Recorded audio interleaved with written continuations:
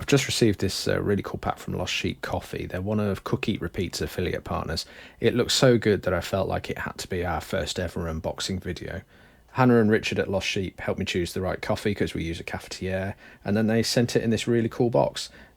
Loads of messaging on it from the owners, Stu and Sarah. This isn't like a faceless corporate company. These two people who just really love coffee.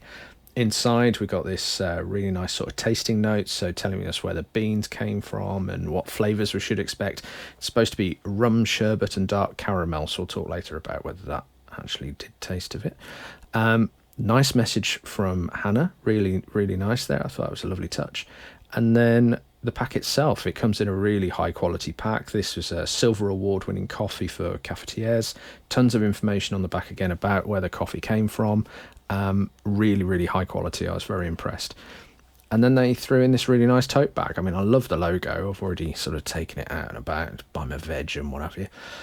Really nice. So the company really knows that the audience they're talking to, there's a lot of premium stuff behind it. It's really good. So onto the coffee itself. It smells amazing. Once you open the packet, it just fills the room with its aroma. Very much the epitome of homely. The Lost Sheep range also includes compostable Nespresso pods, and as well as buying coffee as you need it, you can also set up a reasonably priced subscription so that you don't have to worry about top-ups when you start to run out. The guys at Lost Sheep suggest that you pour the water in, let it sit for 3 minutes, then plunge, then let it sit for another 3 minutes. I completely forgot to do that because I was just too excited about making a cup of coffee. While it's steeping, though, we'll just mention that they also do an espresso filter as well as the pod coffee we've just mentioned, so you don't need like a fancy, expensive sideboard filler just to enjoy a good cup.